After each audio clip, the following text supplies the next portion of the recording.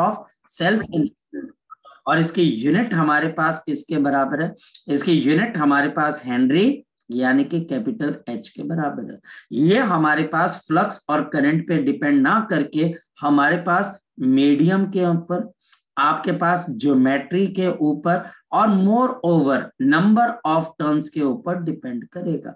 यह हमारे पास number of turns के ऊपर आपके पास डिपेंड करेगी। मैं किसकी बात कर रहा हूं, कोएफिशिएंट ऑफ सेल्फ इंडक्टेंस की। अगर हम फैराडेज लॉ लगाएं तो आप बताओ कि ईएमएफ किसके बराबर होती है, minus of D phi upon D T के बराबर, या फिर माइनस ऑफ एल इंटू आपके पास क्या आ गया D I by D T. ये जो नेगेटिव साइन है ये अपोजिंग ईएमएफ को बताने की कोशिश करता है। Minus of L D I by D T, ये हमारे पास ईएमएफ किसके बराबर है, ई के बराबर है। नेक्स्ट वन, अगर हम यहां पर समझने की कोशिश करें तो हमारे पास इसकी एक और यूनिट आ जाती है जो बहुत जरूरी है, और ये बच्चे volt second divided by ampere. Volt second divided by हमारे पास यहाँ पर आपके पास क्या आ जाएगा, एम्पीयर। ये हमारे पास इसकी एक और यूनिट आ जाती है। नेक्स्ट, टीचर इसमें से अब सिर्फ दो क्वेश्चन पूछेगा, सिर्फ और सिर्फ दो। एक टीचर इसमें से हमारे पास पूछेगा आपको कि coefficient of self inductance solenoid की क्या, coefficient of self inductance solenoid की किसके बराबर है, और यह ऑल्टरनेटिंग करंट के अंदर भी यूज होगी। कैसे निकालते हो, हमारे पास coefficient of self inductance is mu naught number of turns का whole square multiplied by area divided by length L. ये हमारे पास कोएफिशिएंट ऑफ सेल्फ इंडक्टेंस है। और अगर हम इसके बीच में मीडियम डाल देते हैं तो mu naught into mu R N square A divided by हमारे पास यहाँ पर एल, या फिर इसको लेंथ से मल्टीप्लाई और लेंथ से डिवाइड कर दो तो म्यू नॉट इंटू आपके पास N square area into length volume and divided by आपके पास लेंथ का square, number of turns divided by length, number of turns per unit length, तो mu naught into N square और volume आपके पास आ गया V के बराबर। ये भी हमारे पास कोएफिशिएंट ऑफ सेल्फ इंडक्टेंस है। पहले तो टीचर इस पे बात करेगा। अब मैं आपको ऑल्टरनेटिंग करंट के दो क्वेश्चंस इसमें से डिस्कस करवा रहा हूं। पहला, अगर हमारे पास ऑल्टरनेटिंग करंट में टीचर क्वेश्चन पूछता है कि मेरे पास यहां पर इस तरीके से एक सेल्फ इंडक्टेंस वाली कॉइल है और ये मेरे पास एक बल्ब यहां पर ग्लो कर रहा है और नीचे मेरे पास ऑल्टरनेटिंग आपके पास वोल्टेज लगी हुई है। अगर मैं इसमें आयरन रॉड को इंसर्ट कर दूं, किसमें, सेल्फ इंडक्टेंस वाली कॉइल के अंदर, तो ऐसा करने से बल्ब के ग्लो के ऊपर क्या फर्क पड़ेगा, बताओ क्या फर्क पड़ेगा बल्ब के ग्लो के अंदर। हमारे पास ऐसा करने से बल्ब के ग्लो के अंदर आपके पास क्या फर्क पड़ेगा, जैसे आप आयरन रॉड को इंसर्ट करोगे सेल्फ इंडक्टेंस बढ़ जाएगी कि कम हो जाएगी, बढ़ जाएगी, और ये बच्चे करंट की ग्रोथ को क्या करेगी, अपोज करेगी, जिससे बल्ब का ग्लो आपके पास कम हो जाएगा। पहला पॉइंट। दूसरा, अगर हमारे पास यही एक आपके पास नंबर ऑफ टर्न्स है, यहां पर मेरे पास एक बल्ब ग्लो कर रहा है और नीचे मेरे पास यहां पर ऑल्टरनेटिंग वोल्टेज है, ये मेरे पास यहां पर इसके कुछ नंबर ऑफ टर्न्स है। अगर हम इसके नंबर ऑफ टर्न्स को क्या कर दे, इंक्रीज कर दे, तो बताओ क्या हो जाएगा, अगेन मेरा सेल्फ इंडक्टेंस बढ़ जाएगा, जिससे बच्चे ये करंट की ग्रोथ या इसके डिके को रोकेगा, तो बल्ब का ग्लो आपके पास क्या हो जाएगा, कम। और बल्ब जल्दी ग्लो करेगा, लेट ग्लो करेगा, तो ये भी सेल्फ इंडक्टेंस है, ये करंट के चेंज को अपोज करता है और इस वजह से इसके बढ़ने का मतलब है कि ये ऑल्टरनेटिंग करंट को रोकता है।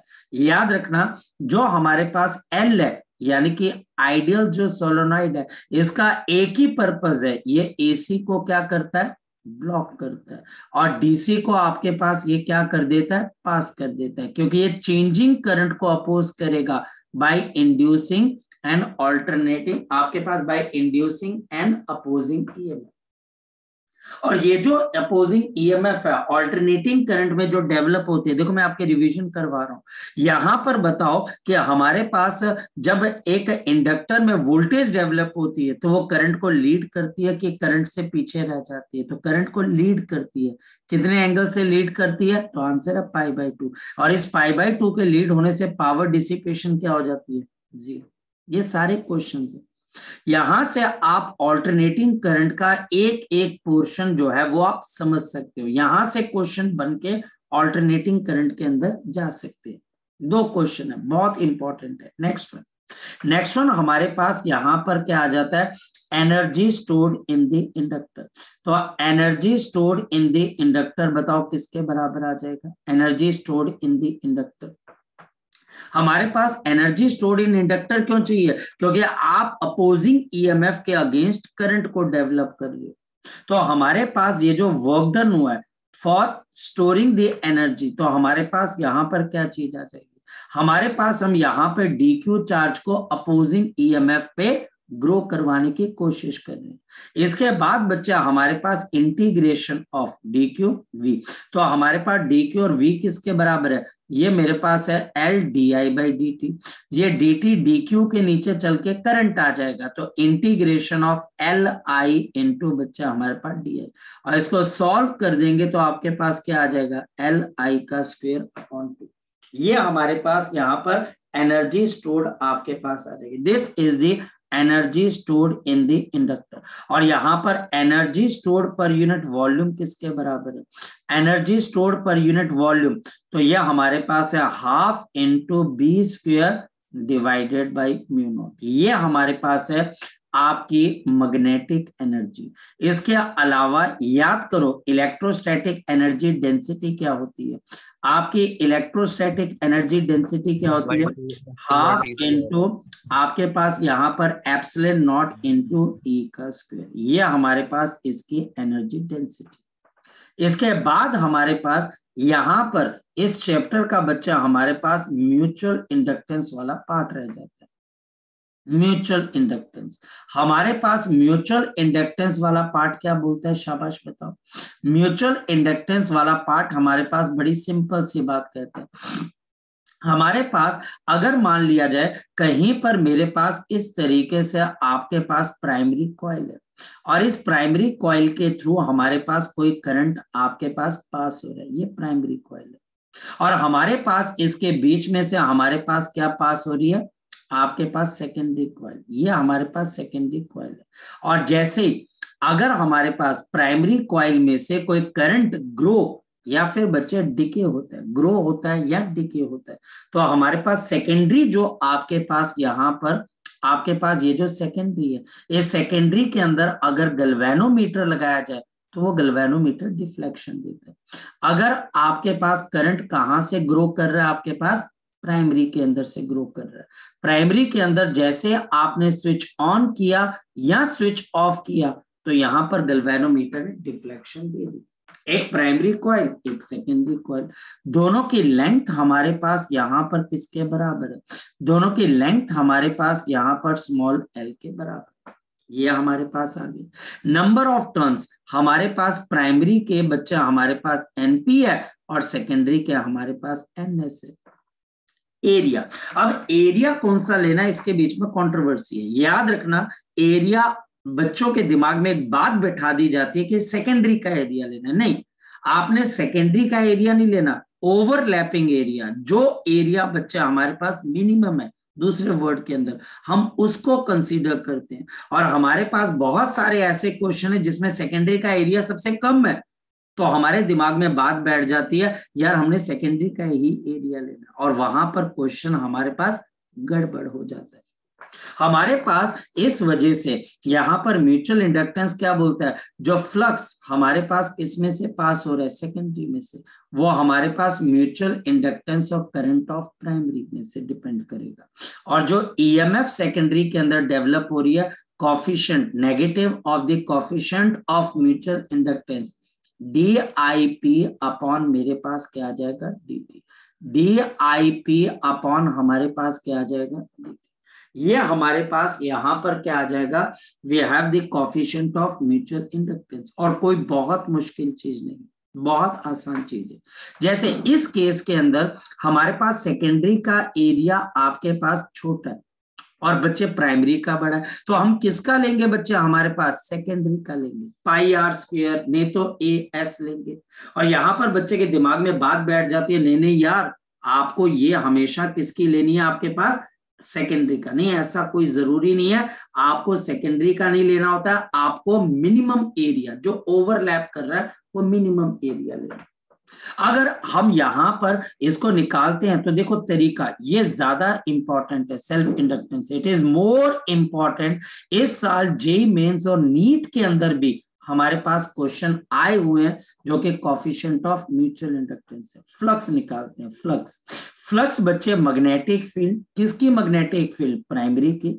और बच्चे एरिया, एरिया सेकेंडरी का, ये लिख देते हैं लेकिन ये गलत है, हम सेकेंडरी एरिया का लिख रहे हैं लेकिन ये गलत लिखते हैं, और ये इस वजह से क्योंकि ये ओवरलैपिंग एरिया होना चाहिए। नेक्स्ट वन, अब हमारे पास यहां पर क्या आ जाता है, फोकस करें।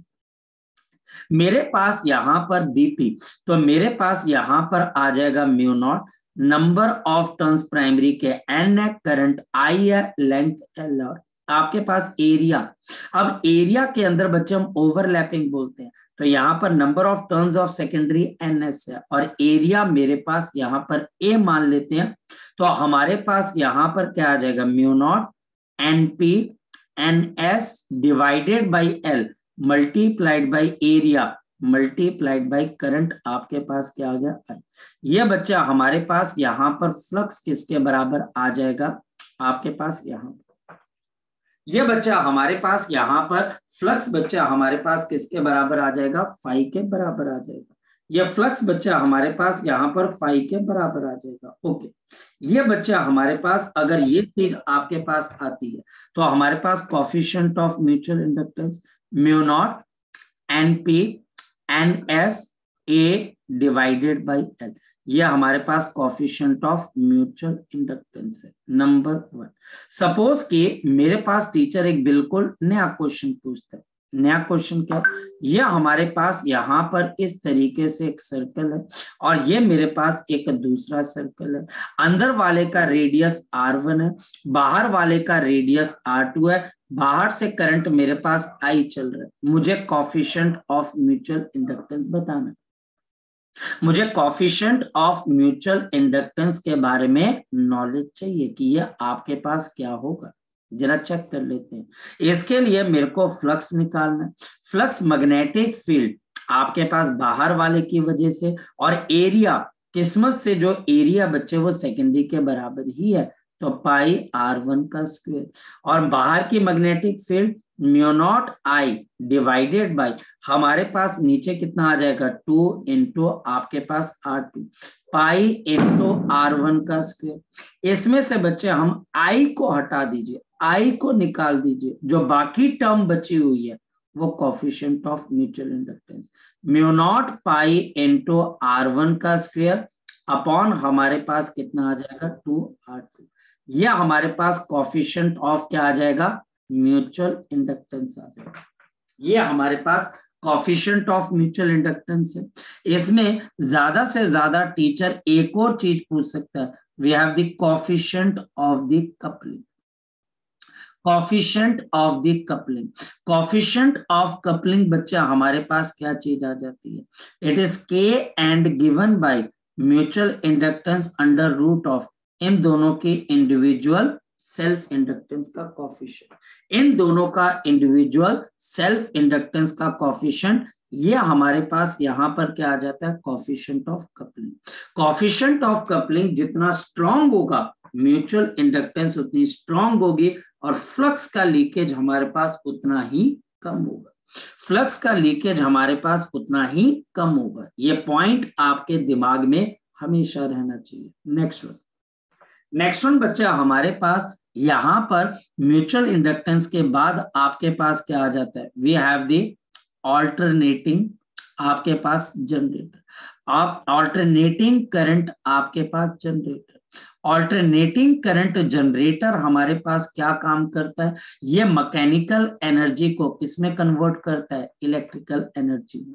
हमारे पास यहाँ पर इस तरीके से आपके पास एक कॉइल रहती है, इस कॉइल को बच्चे हम बड़े सिस्टमैटिक तरीके से दो स्लिप रिंग्स के साथ जोड़ते हैं। ये पहली स्लिप रिंग और हमारे पास ये दूसरी स्लिप रिंग। इन स्लिप रिंग्स को हम कार्बन ब्रशेस के साथ आपके पास जोड़ देते हैं, कार्बन ब्रशेस से। और ये कार्बन ब्रशेस हमारे पास यहाँ पर एक्सटर्नल रेजिस्टेंस से जुड़ी होती है आपके पास, और इसके थ्रू ऑल्टरनेटिंग करंट को लिया जाता है। हमारे पास यहाँ पर अगर देखा जाए तो मैग्नेट्स को रखा जाता है, मैग्नेट के पोल्स को रखा जाता है आपके पास। ये हमारे पास मैग्नेट के पोल्स हैं, ये मैग्नेट के पोल्स हैं, ये ऐसे आ गया। यह हमारे पास आ गया नॉर्थ, और हमारे पास ये मैग्नेट का दूसरा पोल, और ये हमारे पास यहाँ पर क्या आ गया, साउथ आ गया। तो हमारे पास एक तरफ नॉर्थ और दूसरी तरफ साउथ। अब ये हमारे पास इस एक्सिस पे रोटेट करने की कोशिश करता है। जब रोटेट होता है तो हमारे पास क्या होता है, मैग्नेटिक फील्ड बी और एरिया नॉर्मल के बीच का एंगल लगातार चेंज होता रहता है। ये बच्चा हमारे पास यहाँ पर लगातार आपके पास यहाँ पर चेंज होता रहता है, और जिसकी वजह से बच्चा हमारे पास यहाँ पर हमारे पास क्या हो जाता है, आपके पास एक ईएमएफ डेवलप हो जाती है। हमारे पास अगर इसके नंबर ऑफ टर्न्स n है तो फ्लक्स आपके पास क्या है, NAB cos of theta. Theta को हम ओमेगा की टर्म में भी लिख सकते हैं। ओमेगा की टर्म में हमारे पास क्या आ जाएगा, NAB cos of omega into T.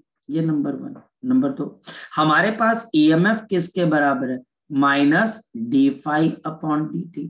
अगर मैं इसको डिफ्रेंशिएट कर देता हूं तो NAB omega into sine of omega into T. याद रखना ये हमारे पास पीक वोल्टेज है, और आरएमएस वोल्टेज पीक वैल्यू की आपके पास कितने टाइम्स होती है, 1/√2 टाइम्स। आप इसके ऊपर क्वेश्चन एक्सपेक्ट कर सकते हो, आप पीक वैल्यू के ऊपर क्वेश्चन को एक्सपेक्ट कर सकते हो कि टीचर इसके ऊपर आपको क्वेश्चन पूछे, पीक वैल्यू क्या हो जाती है। और हमारे पास यहाँ पर अगर देखा जाए तो आपके पास यहाँ पर जो फ्लक्स है, आपके पास फ्लक्स का ग्राफ कैसा बनेगा विद रिस्पेक्ट टू टाइम, तो ये कॉस का ग्राफ बन जाएगा।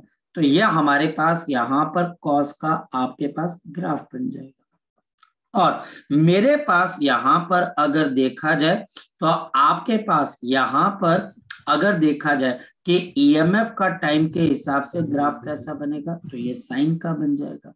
तो ये मेरे पास मैक्सिमम वैल्यू NAB है, और बच्चे NAB नेगेटिव की है। यहाँ पर ईएमएफ साइन का कर्व आपके पास फॉलो करेगा, और हमारे पास ऊपर की तरफ को कितना आ गया, NAB आपके पास ओमेगा, और नीचे की तरफ मेरे पास कितना आ गया, -NAB इंटू आपके पास ओमेगा। ये हमारे पास आ गया, ये हमारे पास आ गया। और अगर करंट की बात की जाए तो करंट आपके पास यहाँ पर, क्योंकि प्योर रेजिस्टेंस है, तो करंट और आपके पास वोल्टेज आपके पास क्या हो जाएंगे, सेम फेज के अंदर हो जाएगा। तो ये हमारे पास यहाँ पर ऑल्टरनेटिंग करंट आपके पास जनरेट हो जाएगा। बड़ी सिंपल सी चीज है, इसके ऊपर डायरेक्ट कॉन्सेप्चुअल क्वेश्चन आएंगे, इस बात का ध्यान रखना। हमारे पास इसके साथ ही हमारी इलेक्ट्रोमैग्नेटिक इंडक्शन जो आपके पास है, इसका सारे टॉपिक्स, यानी कि हमने कुल मिलाकर सारे टॉपिक्स रिवाइज कर लिए, लेकिन इसकी रिवीजन तभी फ्रूटफुल है भाई जब तुम घर पे बैठ के इसके क्वेश्चंस करोगे। अब संडे गया, कितने सैंपल पेपर तुमने सॉल्व किए, कोई बच्चा बताए। अभिषेक, कल कोई सैंपल पेपर सॉल्व किया? कल स्कूल में परसों स्कूल में टेस्ट था, और कल किस चीज का टेस्ट था सर? परसों था CS का। CS कंप्यूटर साइंस का था, मैं बात मान गया, लेकिन आपको पूरे दिन के अंदर सिर्फ और सिर्फ 1.5 घंटा निकालना, ठीक है। तो अगर वो नहीं निकाल रहे हो तो फिर बहुत क्वेश्चन किए, सैंपल पेपर नहीं किया, क्वेश्चन करने। सैंपल पेपर टाइम मैनेजमेंट पे आएगा। देखो कई बच्चे हैं जिनको ये बात बहुत बुरी भी कई बार ही होता है, जैसे आज मैं एक टीचर से बात करता हूँ, बोल रहे थे कि अरे सर बच्चों को ज्यादा समझाने से बच्चा भी दुश्मन बन जाता है, क्योंकि वो समझना नहीं चाहता है। कई बच्चे नहीं समझना चाहते हैं, कई बच्चे बोलते हैं कि नहीं यार ये गलत बोल रहे हैं, हम ये माई लाइफ माई रूल्स, देखिए मैं नहीं करना चाहता, मेरे को बोर्ड में नंबर नहीं चाहिए, मैं ऐसे ही ठीक हूँ, मैं गरीबी की जिंदगी में रह लूंगा। वो बच्चे बोलते हैं मैं सर सीधा ही नीट टॉप करूंगा, मैं सीधा ही आईआईटी टॉप करूंगा। ऐसा नहीं होता है भाई। ऐसा नहीं होता है कि आप सीधा ही वहां पर, वो दुश्मन बन जाते हैं ना बच्चे, वो दुश्मन बन जाते हैं। इसी तरीके से बच्चे हमारे पास यहाँ पर कई बच्चों को ये बात पता बाद में लगेगी जब 15 दिसंबर आएगा या 16 दिसंबर, अरे भाई साहब पेपर ही नहीं हुआ, अच्छा तेरे पेपर नहीं हुआ, आप क्या करें, बोर्ड का पेपर दोबारा फिर निकलेगा, फिर बच्चा बोलेगा अब मैं टर्म 2 का पेपर अच्छे से दूंगा। लेकिन भाई साहब एक बात बताओ, टर्म 2 के टाइम पे पैराडेमिक भी ज्यादा ही फैलता है। आपको पता है ना कोरोना सबसे ज्यादा कब फैलता है, ये जनवरी मार्च के आसपास, फरवरी के आसपास। तो भाई अपनी तैयारी पूरी खींच के रखो, ऐसा ना हो बच्चे कि आप जो है बच्चे किसी एक छोटी सी गलती की वजह से, नाव को डुबोने के लिए छेद ही काफी होता है, चाहे जितनी मर्जी नाव करते हो। अब बच्चे हमारे पास यहाँ पर ये पॉइंट खत्म हो गया, अब मेरे पास ऑप्शन है, एक ऑप्शन है बच्चे हमारे पास कि मैं ऑल्टरनेटिंग करंट इसमें से रिवाइज करा दूं, और वो मैक्सिमम आज हो भी जाएगा। और दूसरा, या मैं पीछे से कोई एक चैप्टर उठाऊं, जैसा आप बोलोगे, जल्दी बताओ, बोलो बच्चे शाबाश। एसी करा दो। एसी करवा देते हैं बेटा। हमारे पास ऑल्टरनेटिंग करंट के आपके पास सबसे पहली बेसिक चीज जो आपको कुछ समझ में आनी चाहिए, ऑल्टरनेटिंग करंट।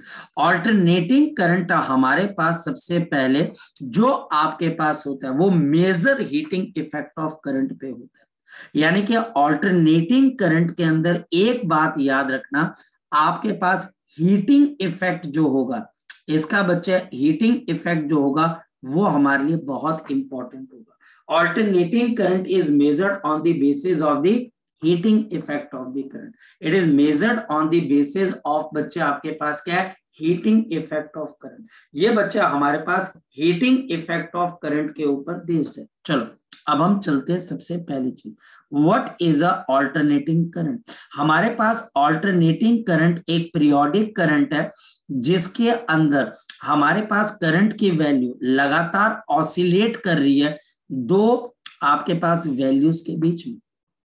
हमारे पास इसके अंदर alternating current is given by I is equal to I naught sine omega t, या फिर I is equal to I naught आपके पास कॉस ओमेगा टी। यहां पर सबसे पहले हम इसके डायसेक्शन करते हैं, या आई आपके पास कौन सी वैल्यू है, शाबाश बताओ। यह हमारे पास यहां पर इसकी इंस्टेंटेनियस वैल्यू। आपके पास आई नॉट क्या है बच्चे हमारे पास, बताओ शाबाश, ये इसकी आपके पास पीक वैल्यू है।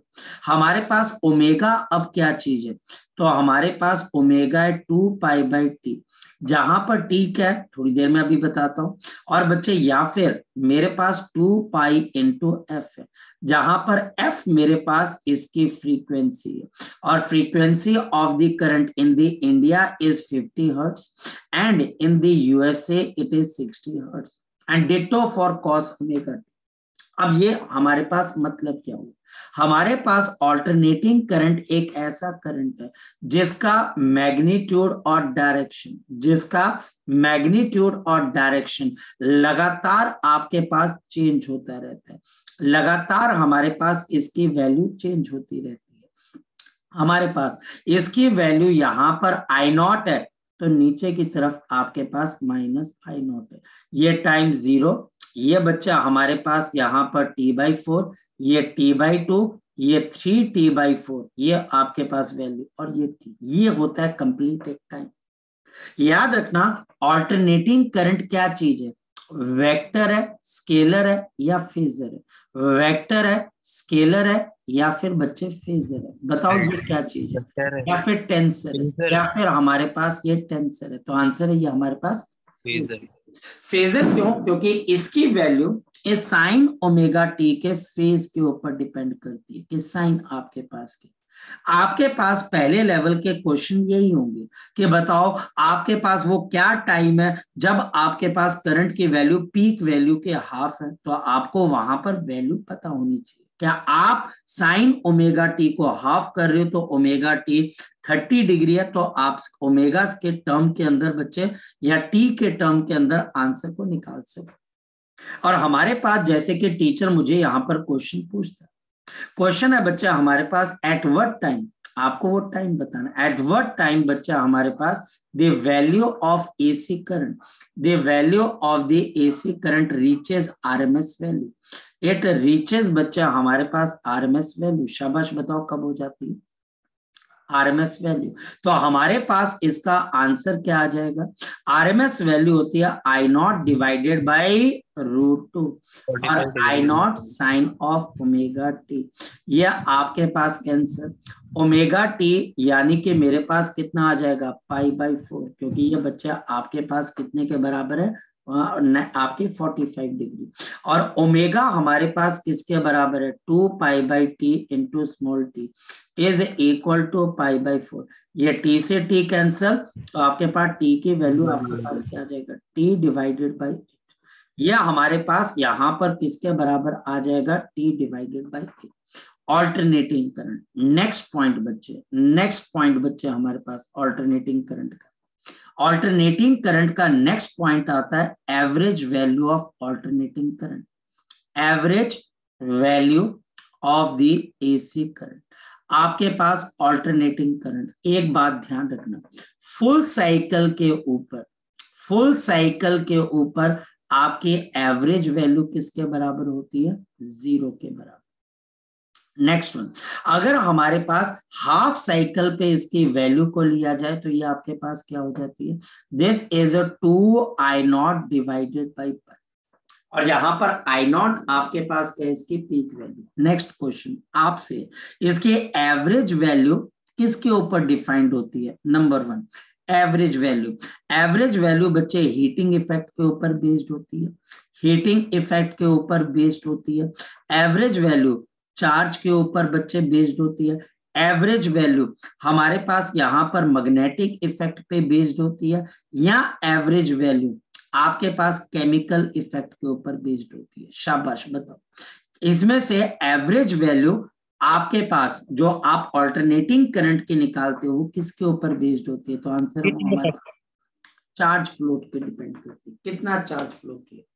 ये अब बड़ी टेक्निकल सी बात है, टेक्निकल सी बात का मतलब हमारे पास अगर 2 सर्किट है जिसमें सेम रेजिस्टेंस है यथार्थ, एक बच्चे हमारे पास R ओम और यहाँ पर बच्चे मेरे पास ऑल्टरनेटिंग वोल्टेज, और मेरे पास दूसरी यहाँ पर R ओम जहां पर मेरे पास DC वोल्टेज है। फोकस करना, यहाँ पर इसने चार्ज को भेजा और इसने भी चार्ज को भेजा। अब फोकस करना, हमारे पास बच्चे एवरेज वैल्यू क्या है, एवरेज वैल्यू बच्चा हमारे पास डिफाइंड होती है आपके पास उस करंट के ऊपर जो करंट कुछ टाइम के लिए चलता है, मान लो 0 से लेके t चला, इसने चार्ज क्यों भेजा, और अगर फोकस करना, अगर ये जो सर्किट है इसमें ऑल्टरनेटिंग वोल्टेज सेम टाइम के अंदर सेम चार्ज को सेम रेजिस्टेंस के अंदर भेज देती है, तो डीसी करंट की उस वैल्यू को आप किसके बराबर बोलते हो बच्चे,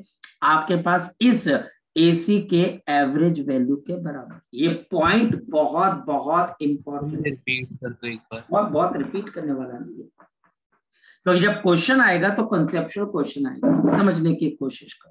कोई पर्सन बोलता है कि मेरे पास 10 ओम की आपके पास रेजिस्टेंस है और ये 3 सेकंड के अंदर इसमें कोई करंट चला, और करंट बच्चा हमारे पास मान लो कि इस वी वोल्टेज ने, डीसी वोल्टेज ने इसमें 4 एम्पियर का करंट चलाया, 3 सेकंड के अंदर 4 एम्पियर का करंट चलाया, और यहां पर आपके पास मान लिया जाए 10 कूलम का चार्ज इस सर्किट में फ्लो कर गया। अभिषेक बात समझ में आई? अब बच्चा हमारे पास यहाँ पर 10 ओम की रेजिस्टेंस है, अब बच्चा हमारे पास एसी वोल्टेज है, और बच्चा हमारे पास यहाँ पर कुछ करंट चला, अननोन करंट, हमें नहीं पता क्या करंट चला, लेकिन इस करंट ने बच्चे 3 सेकंड के अंदर, एग्जैक्टली 3 सेकंड के अंदर सेम रेजिस्टेंस के अंदर, पर वोल्टेज ऑल्टरनेटिंग है, आपके पास 10 कूलम के चार्ज को ही भेज दिया। आई बात अभी भी कंपैरिजन की कि नहीं आई बात?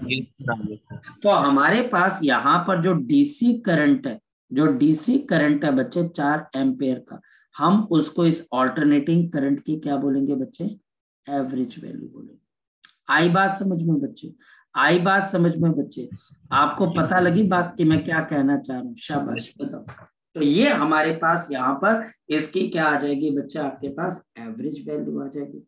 बड़ी सिंपल सी बात है, बड़ी फैक्चुअल सी बात है, जिसको हम बहुत अच्छे से क्या कर सकते हैं, समझ सकते हैं, और किसी को समझा भी सकते हैं। कोई दिक्कत इस तरह से? बोलो सर इसमें फुल साइकिल में मींस क्या होगा, जितना चार्ज गया उस उतना टाइम साइकिल के अंदर ऑल्टरनेटिंग करंट जितना चार्ज आगे भेजता है उतना चार्ज पीछे है।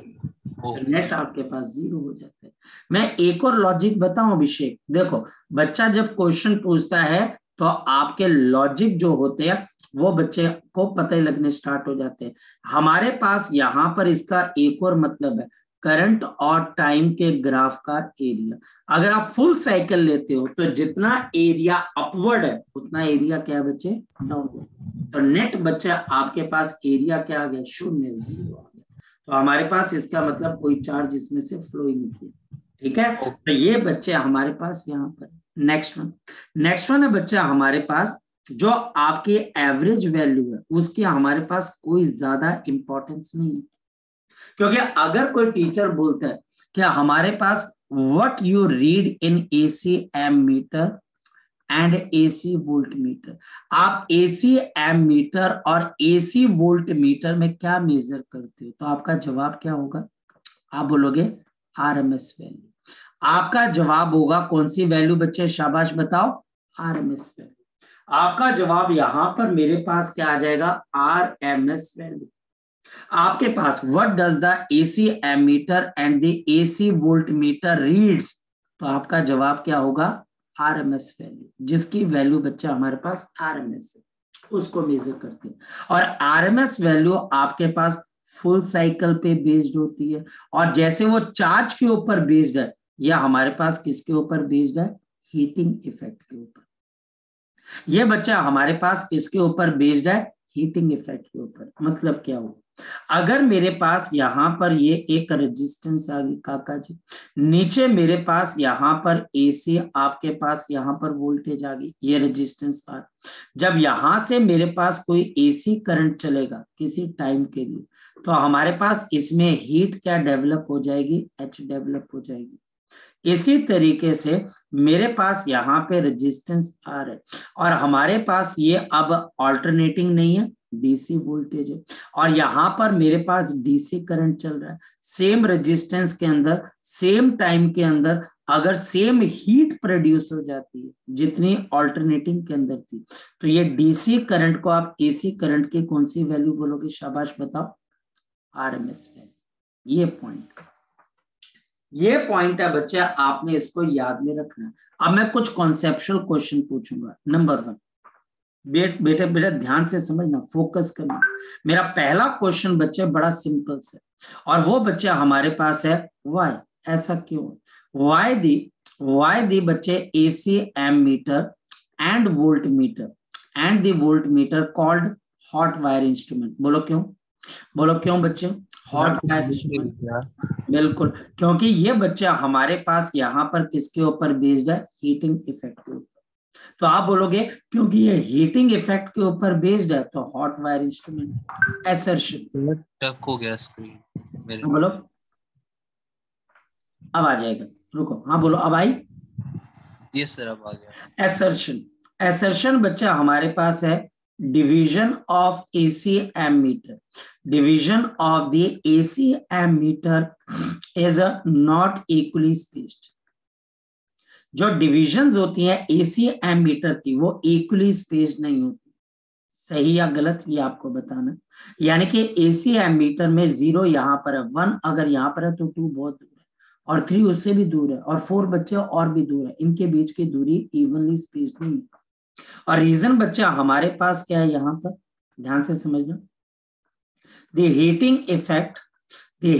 इफेक्ट जो हमारे पास है बच्चे इज प्रोपोर्शनल टू, जो बच्चा हमारे पास प्रोपोर्शनल होता है, proportional to the current, proportional to the current of the circuit. बोलो क्या लिखा होगा, करंट ऑफ द सर्किट। बताओ आपकी क्लास में से कौन बच्चा इसका आंसर देने की कोशिश करेगा, बताओ शाबाश, बोलो शाबाश।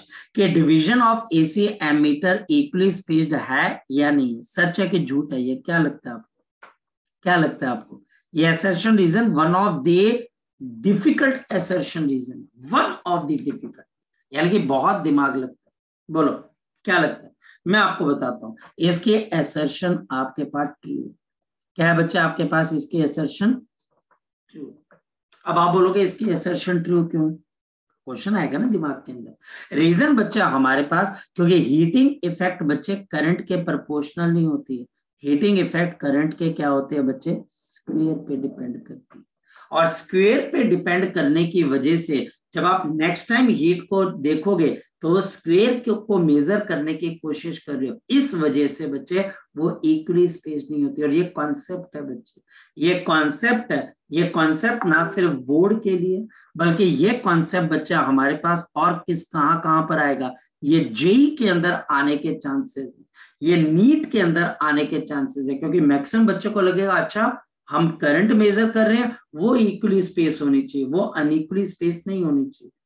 तो हमारे पास ये असर्शन ट्रू है और रीजन बच्चा हमारे पास फॉल्स। और अगर इसका रीजन सही है तो वो सही रीजन क्या है, क्योंकि हीट आई स्क्वायर पे डिपेंड करता है। तो अगर आप 1 मेजर कर रहे हो तो 1 का स्क्वायर, 2 मेजर कर रहे हो तो 2 का स्क्वायर कितना होता है, शाबाश बताओ बच्चे, 4। वो 4 पे जाएगा। वो बच्चा हमारे पास किसके ऊपर जाएगा बच्चे, आपके पास 9 के ऊपर जाएगा। तो ये कभी भी इक्वली स्पेस नहीं होती। One of the most important concept of the alternating. बहुत कम बच्चों को इसके बारे में पता होता है, नहीं तो पूछ के देखिएगा, बहुत कम बच्चों को इसके बारे में अंदाजा होता है। और क्वेश्चन बोर्ड में आ सकता है क्योंकि असर्शन रीजन का क्वेश्चन है। नेक्स्ट वन हमारे पास यहाँ पर नेक्स्ट वन क्या आ जाता है, मेरे पास IRMS की वैल्यू किसके बराबर है, शाबाश बता दो।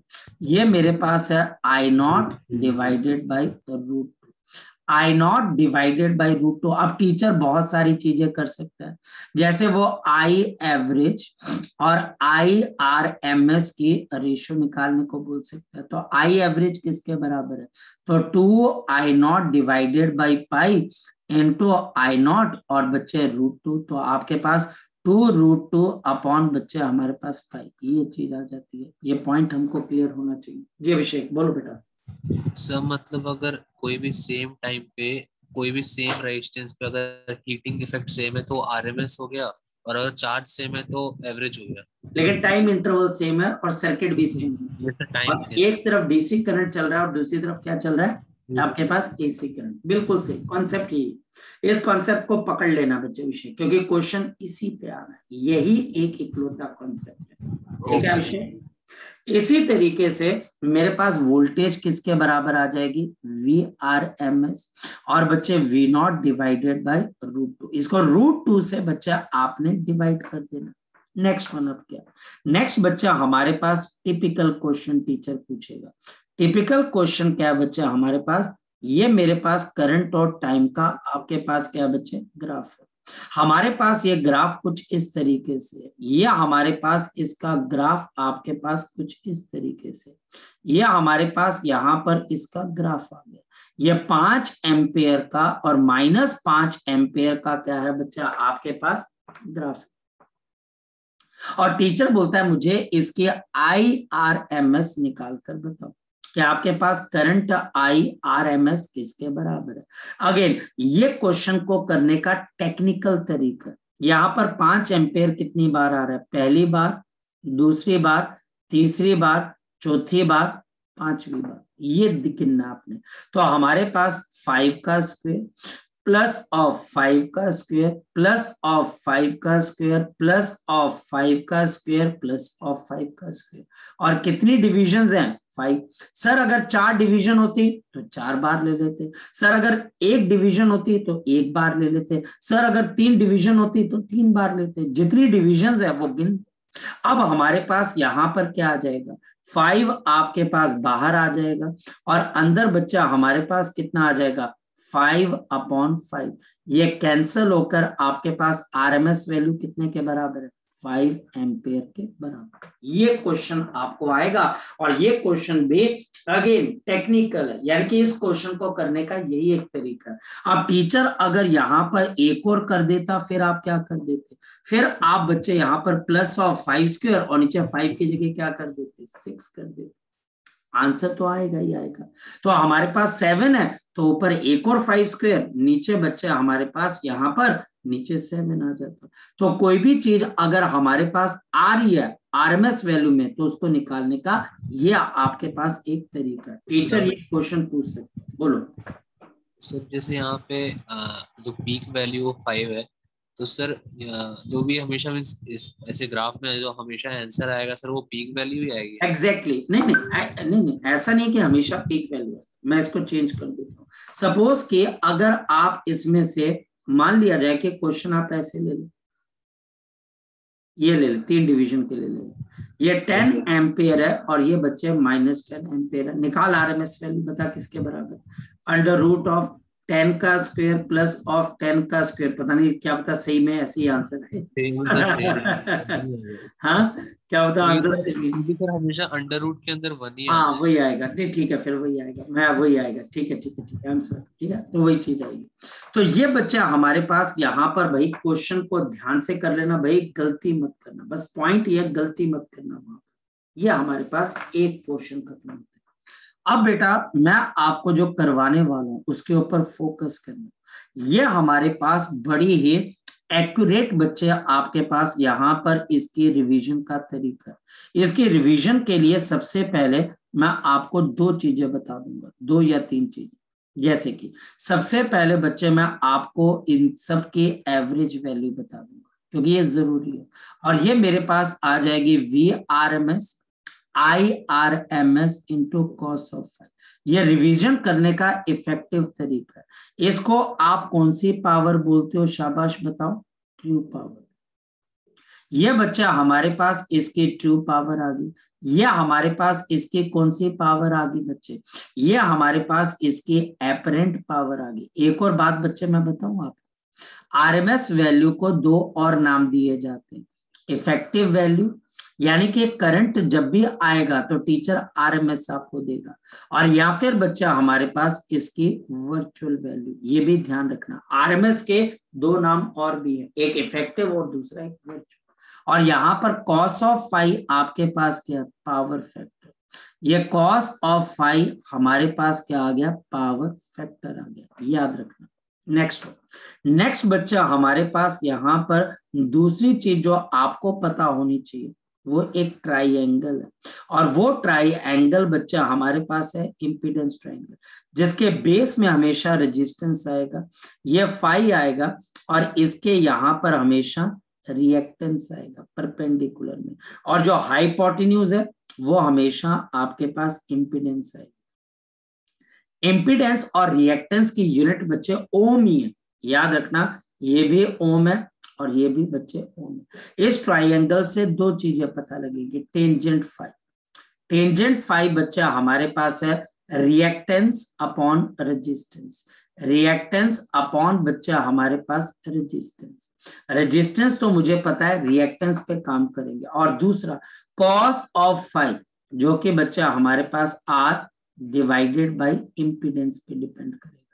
ये 2 चीजें, और आपको इसमें से पूरा चैप्टर इस पेज के अंदर याद रखना।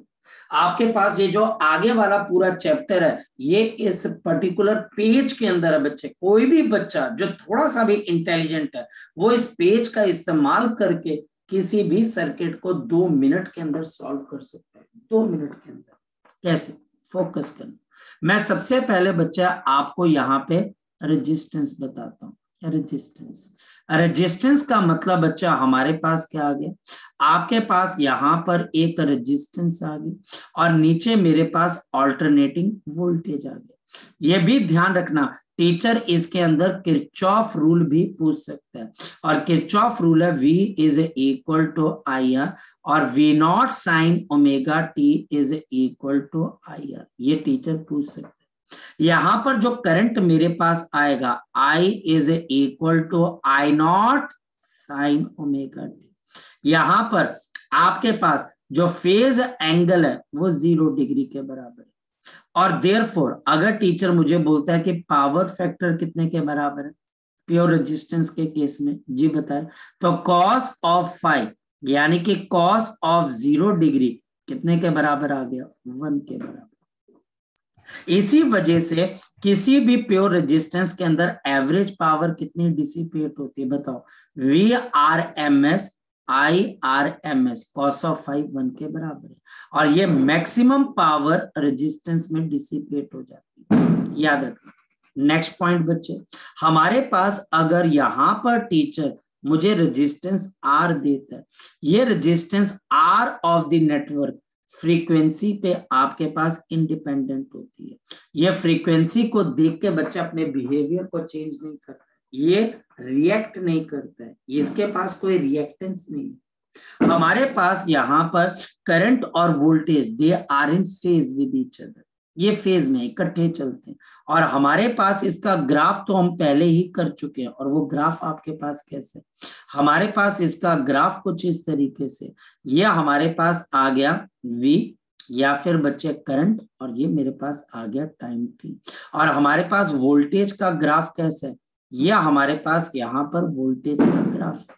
और हमारे पास यहाँ पे करंट का ग्राफ कैसा है बताओ, शाबाश, ये हमारे पास यहाँ पर इस तरीके से आपके पास करंट का ग्राफ आ गया। तो वोल्टेज और करंट एक दूसरे के साथ साथ बच्चे हमारे पास मूव करते, इसका फेजर डायग्राम भी हमारे लिए बहुत जरूरी है। ये सर्कल बच्चा हमारे पास वोल्टेज का है और अंदर वाला करंट का है। हमारे पास यहाँ पर वोल्टेज इस तरीके से रिप्रेजेंट हो रही है, और जो हमारे पास यहाँ पर करंट है ये इसके साथ साथ है, और ये ऐसे रिप्रेजेंट हो रही है। ये हमारे पास y एक्सिस आ गया, ये हमारे पास x एक्सिस आ गया, ये V0 है, ये I0 है, और दोनों x एक्सिस के साथ ओमेगा टी का एंगल बना रहे। ये हमारे पास रेजिस्टेंस का बिहेवियर। जी अभिषेक पूछो बेटा। सर ये पावर फैक्टर मेरे को बता दो सर, इसमें डाउट होता है। देखो पावर फैक्टर बच्चा हमारे पास डाउट है। पावर फैक्टर बच्चा हमारे को हीट डिसिपेशन के बारे में बताते हैं। या तो बच्चे हम पूरी इंटीग्रेशन करें, काके इंटीग्रेशन करेंगे तो लास्ट में cos फाइव का फैक्टर है, ठीक, मतलब कि अब रिवीजन हो रही है तो हम इंटीग्रेशन वाले फैक्टर को और प्रॉपर पूरी इंटीग्रेशन आपके पास होती है, जिसमें पता लगता है कि करंट और वोल्टेज के बीच का जो फेज एंगल है, ये फेज एंगल डिसाइड करता है बच्चा हमारे पास, ये फेज एंगल डिसाइड करता है बच्चा हमारे पास कि जो करंट है और जो बच्चा हमारे पास वोल्टेज है, ये करंट और वोल्टेज बच्चा हमारे पास क्या है, ये फेज में है। तो पावर बच्चा हमारे पास मैक्सिमम, फाई क्या है, फेज बता रहा है। ये फेज बच्चा हमारे पास कैसे आता है, क्योंकि ये बच्चा हमारे पास V0 साइन ओमेगा टी है, या I0 साइन ओमेगा टी, ये भी साइन ओमेगा टी, ये भी साइन ओमेगा टी, तो फेज ही नहीं है ना। रही बात कॉस ही क्यों आता है, तो ये बच्चे इंटीग्रेशन का रिजल्ट है बच्चे, यह हमारे पास इंटीग्रेशन का रिजल्ट है।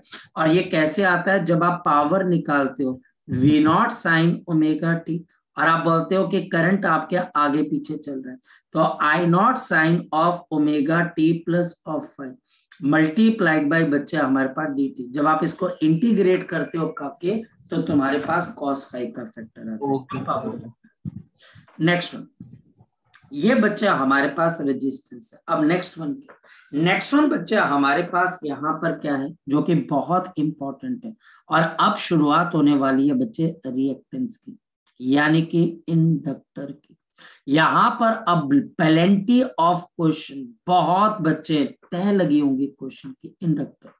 इंडक्टर बच्चा हमारे पास क्या है, सबसे पहले बताओ, रेजिस्टेंस लेस सोलेनॉइड।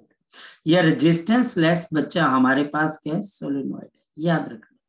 हमारे पास जैसे ही ये किसी सर्किट में लगेगी और ऑल्टरनेटिंग करंट ग्रो करने की कोशिश करेगा, तो ये अपने नेचर के हिसाब से उस करंट को अपोज करेगी। यहाँ पर बच्चे ईएमएफ कितनी डेवलप हो जाएगी, LdI/dt।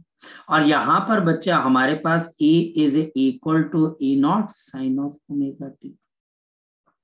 हमारे पास किरचॉफ रूल क्या लग जाएगा, E is equal to LdI/dt। ये याद करना है काके, और यहां से मेरे पास करंट कितना आएगा पता है बच्चे आपको? करंट यहां पर बच्चा हमारे पास जो करंट आएगा, ये करंट हमारे पास आता है बच्चे आपके पास minus of I naught into बच्चा हमारे पास यहाँ पर cos of omega t. Focus करना, minus of I naught cos of omega t को अब बताओ मैं क्या लिख सकता हूँ? शाबाश बताओ। साइन ऑफ आपके पास पाई बाई 2 माइनस ओमेगा। मैं नेगेटिव साइन को अंदर लेके जा सकता हूँ, तो आई नॉट साइन ऑफ क्या आ जाएगा? Omega T minus. यहां पर बच्चे हमको क्या पता लगा?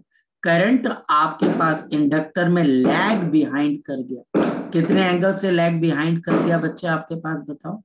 बाय द फेज ऑफ बच्चे आपके पास पाई बाई 2। अब तू बता बच्चे हमारे पास यहां पर देयरफॉर सेकंड पॉइंट क्या आएगा? इसमें पावर फैक्टर किसके बराबर आ जाएगा? शाबाश बता दो। Cos of minus pi by 2। ऐसे बच्चे कॉस ऑफ बच्चे अपनी माइनस को इग्नोर कर देते हैं, अकेला पाई बाई 2, तो कॉस ऑफ पाई बाई 2 आ जाएगा, क्योंकि 5 पाई बाई 2 है, तो पावर फैक्टर क्या आ गया? प्योर इंडक्टर, लेकिन इंडक्टर प्योर होना चाहिए। यह पहला पॉइंट है बच्चे, इस पे दोबारा फिर आते हैं। नेक्स्ट यहां पर बच्चा हमारे पास एक और चीज आ जाती है विच इज कॉल्ड कि आपका करंट कैसे है? तो करंट आपके पास है ई नॉट अपॉन एक्सएल। अब आपके पास यहाँ पर दूसरी चीज क्या है कि एक्सएल क्या है? एक्सएल बच्चा हमारे पास यहाँ पर क्या चीज आ जाती है? Inductive reactance. इंडक्टिव रिएक्टेंस ये बच्चा हमारे पास इंडक्टिव रिएक्टेंस है, और ये किसके बराबर है?